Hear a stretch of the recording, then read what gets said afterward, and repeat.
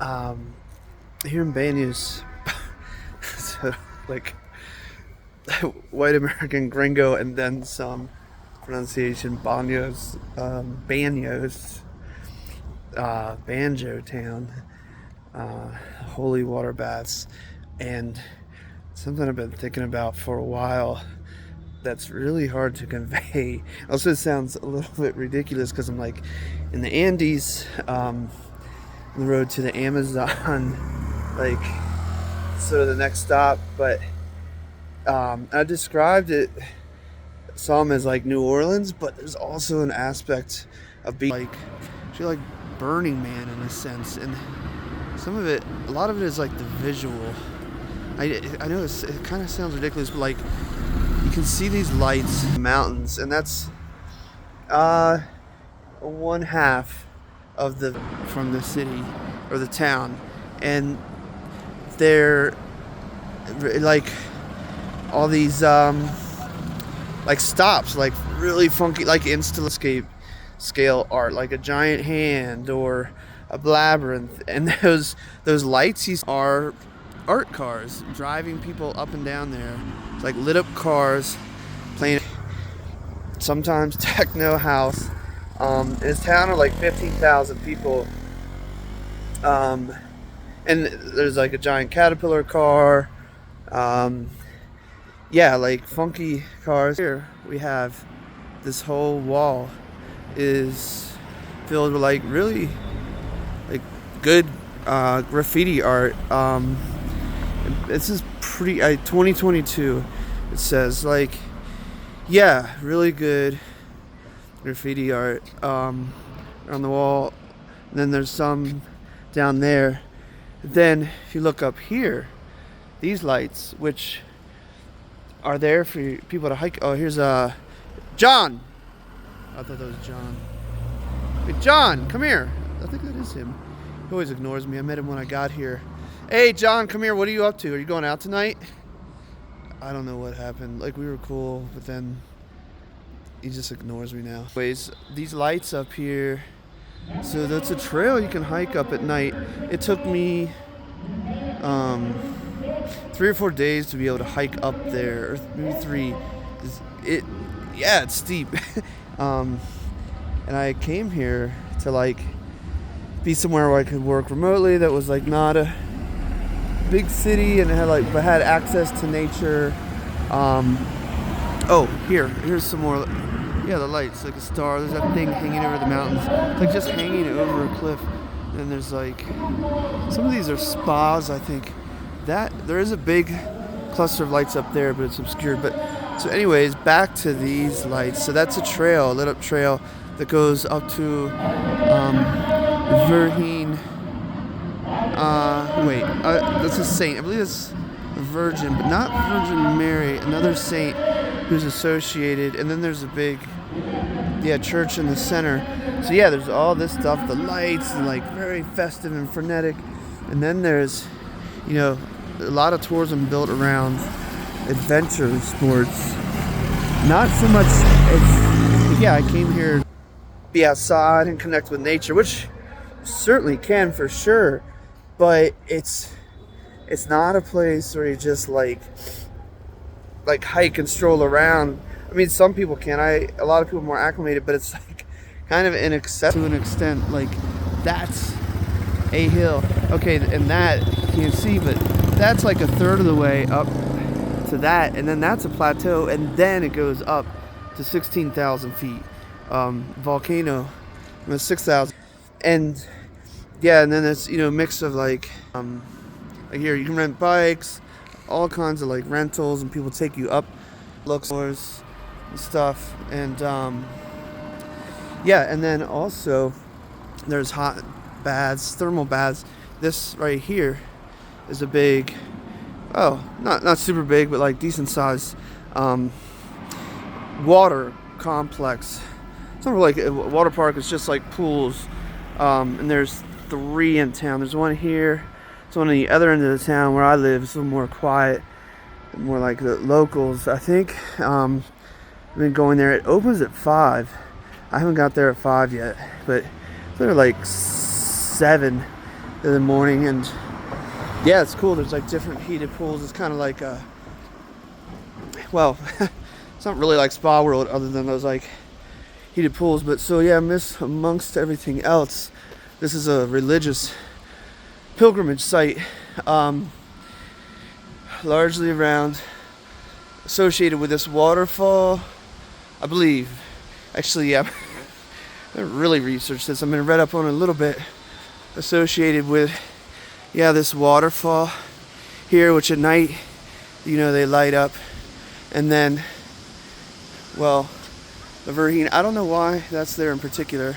Then you've got this stuff up here, just funky lit up, like Burning Man stuff. And yeah, people come here, like dip into the water and believe it has like, yeah, my landlady was saying that a lot of people from all over Ecuador try to come here, the saint, and I don't know the saint's name, La Verheen. This is probably pronounce it wrong. Yeah, La Verheen Aqua Pool. So this is one part of it. Actually, this is a separate one. I think this is just for kids. And then, yeah, so there's this cool waterfall, and then they tap into geothermal heated springs and mineral water, heated from the volcano Tungahara in Quechua, which means throat of fire. Yeah, I'll just walk over here. Yeah, so there's people in there. I think it closes at 8:30. Actually, the other night it seemed like people were going in almost like they didn't bring my trunks. Otherwise, no, I don't know. It's a little late, but yeah, one of them, the one right there, is a small. It is hot. I can't. Most people don't sit in it long. I feel like it's maybe a little bit much. But yeah, right here we have. I think I read online this is for like laundry, but maybe I don't know. I'd be surprised if it was just for that, but maybe just anything water-wise. Oh, I haven't noticed this before. May 1943. I think I said May or something. May. My Spanish is. It's getting better. It's not getting worse. I'm gradually learning words here and there. Yeah, so this is pretty cool. I think, yeah, and then here's the waterfall. And, yeah, it gets lit up.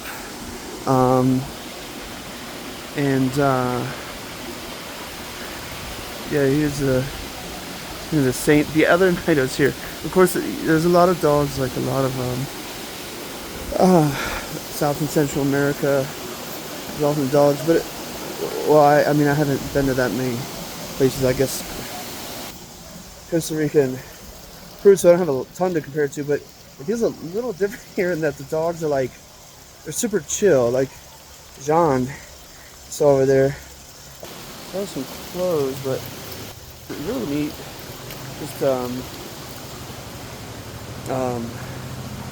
blanking on the word I wanted to use, but really neat. Yeah, just kind of architectural thing that just directs the water through here. Dogs are interesting in that, I mean, there's certainly some that are barking or chasing, but a lot of them are walking around just like another person. They're just walking down the sidewalk, making their way, more so than any other place I've experienced where there's like a lot of dogs.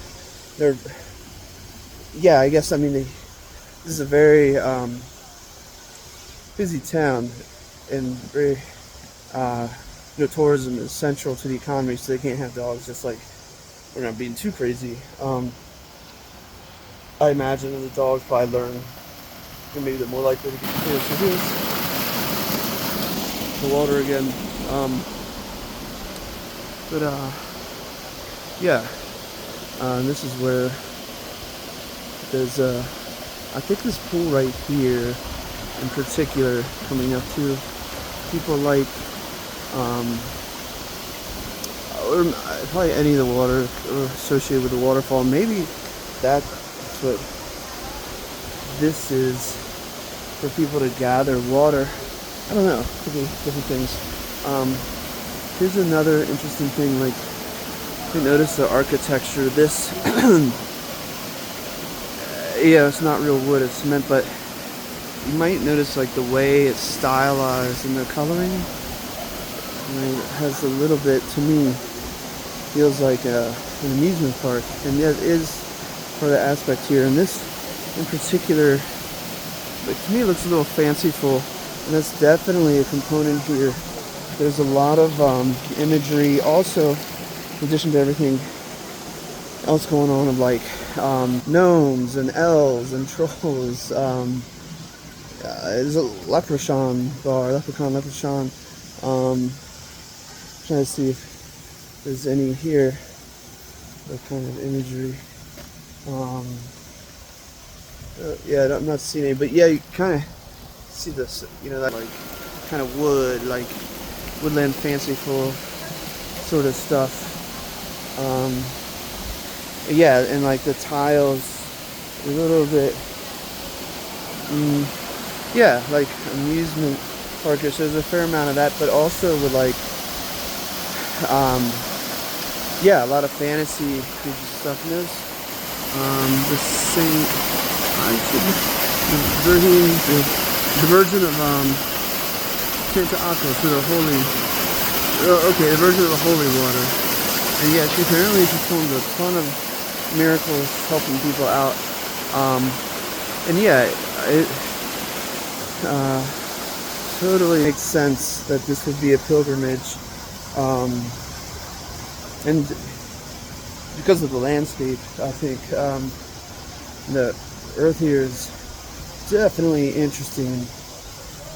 It's so Banos is sort of on the main road to the Amazon, coming across Ecuador, crossing Ecuador, not west to east. See there, the waterfall is turning red, and so right here we're at 6,000 feet, and then driving to a town, Puyo, not Pollo, like chicken, Puyo. It descends from where we are now, like 6,000-ish feet, give or take, depending on where you are. To Puyo, I think, I have to double check this, but it's 500 feet, which sounds wild to me. It's not. It's about an hour drive, and it's not, you know, the road is like, it's a main road, but like, I don't think people are going 65. It's not like a four-lane highway. So yeah, I would guess it's maybe 40 miles, if that, I don't know, roughly. And it drops, and you can see, if you're here, the rivers, they're just like wicked fast, like through these deep ravines, and then dropping like dramatically, like at spots, like big waterfalls everywhere. So, and yeah, all the water here, and then there's a volcano on the end of my street where I'm staying, effectively. I mentioned Tungahora for the fire, indigenous Quechua language, which also, yeah, there's a big indigenous community in the area. I think more outside of town, rural, and then from what I understand, also in the town on the edge of the Amazon I'm going to, Puyo. But yeah, as I was saying, it completely makes sense that this would be a pilgrimage place for people, because the landscape is so dynamic, which I kind of anticipate, but not fully. It feels so immersive in ways other places, mountainous areas, I haven't been. Again, I haven't traveled a ton, but been like a little up at the foothills of the Himalayas and Peru, the Rockies. But something about this is, yeah, like the Andes meeting the Amazon. And there's a really good spot. You can't, but on the other edge of town, so the river, This is going east and up further into the Andes and the volcano. And there's a big river that goes over there and kind of a ravine down into the Amazon. And every day, it seems like, I started to pay attention, there's clouds will come up the river towards the Amazon, and at times it's like gusts of wind, like my hat will blow off, like really. But then it's totally still, blue skies, sunny, so nice, like spring. And then it's like this, yeah, it probably has something to do with like the convection and the heat changing and stuff. It's so dynamic here, and of course, like then God, there's so many microclimates, like the different elevations, the aspect to the sun, the location to water, the volcano, geothermal water, and then like within an hour, 6,000 feet lower, or let's say 4,000 lower, into the Amazon, and then that way, immediately-ish or visually, it looks like is at 16,000 feet up in a volcano. So yeah, it's really interesting. I don't even know where I am now. Just walking down some street. Randomly, there's not much, but what was it? So that's my report back from Banos de Agua Santa, where I'm here for an indeterminate amount of time. Played it back as the 21st. I've been going back and forth, staying longer, or I kind of want to, I don't know, like, I was enough with DC, but then I'm like, I want to go back to DC. At the same time, but